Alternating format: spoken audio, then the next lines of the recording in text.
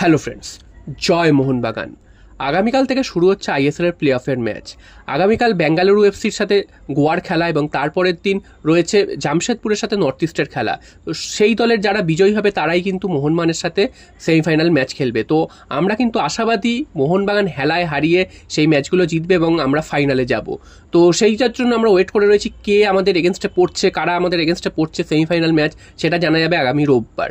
তো এটা তো গেল একটা খবর। এরপর চলে আসি আরেকটা খবর, সেটা হচ্ছে জেসন কামিংসকে নিয়ে সম্প্রতি কিন্তু সারাদিন ধরে একটা গুজব চারিদিকে বেরিয়েছে। সেটা হচ্ছে জেসন কামিংস মোহনবাগান ছেড়ে অন্য কোনো ক্লাবে যেতে পারেন। তো তোমাদের ব্যাপারটা বলি, গতকাল রাত থেকে কিন্তু একটা নিউজ বেরিয়ে এসছে, সেটা হচ্ছে জেসন কামিংসের কাছে অফার রয়েছে স্কটিশ কোনো একটি ক্লাবের, তো স্কটিশ সেকেন্ড ডিভিশন কোনো ক্লাবের অফার রয়েছে এবং জেসন কামিংস সেই ক্লাবের দিকে কিন্তু অনেকটাই আগ্রহী হয়েছে, এরকম একটা নিউজ উঠে এসছে। তো এবার এই বিষয়ে তোমাদের জানাই যে মোহনবাগানের সাথে জেসন কামিংসের কিন্তু 2 বছরের চুক্তি ছিল, তার সাথে চুক্তি আর বাড়িয়েছে কিনা এখনও কিন্তু জানা যায়নি। তবে এই বছর কিন্তু 2 বছরের চুক্তি শেষ হচ্ছে এবং আগামী বছর সম্ভবত মোহনবাগান তাকে রেখেই দেবে, কারণ মোহনবাগান জেসন কামিংসের মতন প্লেয়ারকে ছাড়বে না। জেসন কামিংস যে প্রথমে এসে তিনি একদমই ভালো খেলতে পারছিলেন না এবং তারপর তিনি আস্তে আস্তে নিজের যাত্রী নিয়েছেন, তারপর আমাদের মোহনবাগানকে কিন্তু অনেকগুলো গোল উপহার দিয়েছেন এবং জয় উপহার দিয়েছেন। এবং এই মরশুমে জেসন কামিংসকে যদি তোমরা দেখো তাহলে তোমরা দেখবে যে জেসন কামিংস যে খেলাটা খেলেছে, তিনি যে একেবারে প্রপার স্ট্রাইকার হিসেবে গোল করে গেছেন তা নয়। তিনি যখনই সুযোগ পেয়েছেন, যেটুকু সুযোগ পেয়েছেন, গোল করতেই ম্যাক্সিমাম সাহায্য করেছেন এবং পেছন থেকে তিনি কিন্তু খেলে দলকে সাহায্য করেছেন এবং তিনি গোলও পেয়েছেন বেশ কিছু। তো সব মিলিয়ে জেসন কামিংসের এবছরের পারফরমেন্স কিন্তু যথেষ্ট উজ্জ্বল। তাই জন্য আশা করা যাচ্ছে আগামী মরশুমে জেসন কামিংসকে আমরা মোহনবাগানের জার্সি গায়ে দেখতে পেতে পারি। এবার তার কাছে একটা অফার এসছে, এটা ঠিকই যে তার কাছে একটা স্কটিশ ক্লাবের অফার এসছে এবং স্কটল্যান্ডে গিয়ে খেলার একটা অফার এসছে, সেটা সত্যি। তবে স্কটল্যান্ডে খেলার অফার আসলেও সেটা কিন্তু স্কটল্যান্ডের সেকেন্ড ডিভিশনের কোনো একটি ক্লাব। তো সেখানে তিনি আদৌ কি যাবেন, বা স্কটল্যান্ডের সেই সেকেন্ড ডিভিশনের ক্লাবটি আদৌ কি তাকে নেবে, কারণ তার বয়সটাও কিন্তু একটু বেশি হয়ে গেছে। স্কটল্যান্ড কিন্তু ভারতীয় ফুটবলের থেকে অনেকটাই এগিয়ে। তো তারপরে সেখানে কি তাকে নেওয়া হবে, তো সেটাও কিন্তু একটা দোনামোনার মধ্যে রয়েছে। তো এখনও অবধি সেরকম কিছু কনফার্মেশন আসেনি। তবে এই মরশুমে তো যাওয়ার কোনো সম্ভাবনাই নেই, কারণ ট্রান্সফার উইন্ডো শেষ হয়ে গেছে আর হাতে 2-3 মাস বাকি রয়েছে। তো এখন যে সুপার কাপ এবং আইএসএল এর প্লে অফের ম্যাচ রয়েছে, মোহনবাগানের হয়ে তিনি খেলবেন।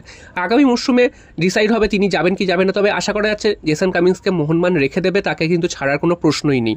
তো দেখা যাক শেষ পর্যন্ত মোহনবাগান ম্যানেজমেন্ট কি সিদ্ধান্ত নেয়। তবে তোমাদের এটাও জানিয়ে রেখেছি যে জেসন কামিংসের সত্যি ছাড়ার সিদ্ধান্ত নেই, কারণ মোহনবাগান হয়তো একজন প্লেয়ারকে ছাড়তে পারেন, সেটা হয়তো গ্রেগ স্টুয়ার্ট বা দিমি পেট্রাটোসের মতো কেউ একজন হতে পারে।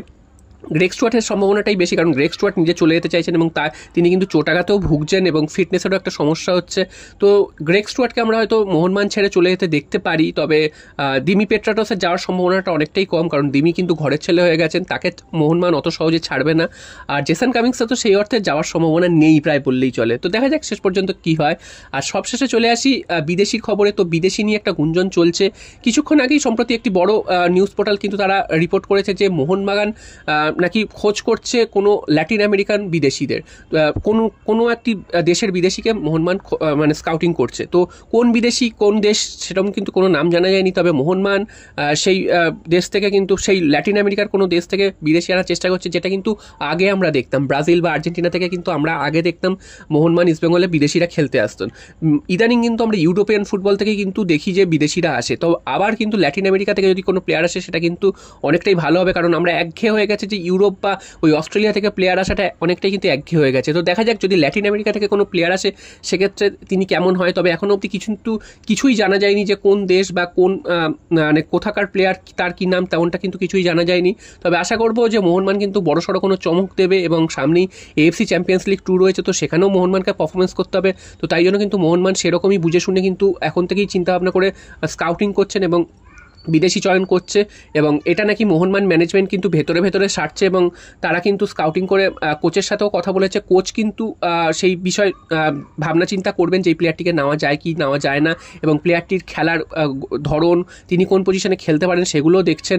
তো সব মিলিয়ে কিন্তু এখনও হাতে কিন্তু অনেকটাই সময় রয়েছে সিজন শেষ হতে, এবং কোচও কিন্তু দেখে শুনেই সিদ্ধান্ত নিয়ে সেই প্লেয়ারের দিকে ঝাঁপাবে। তবে এই প্লেয়ারটির সাথে যে বা এই ল্যাটিন আমেরিকান কোনো একটি প্লেয়ারের সাথে যে কানেক্ট হয়েছে সেটা কিন্তু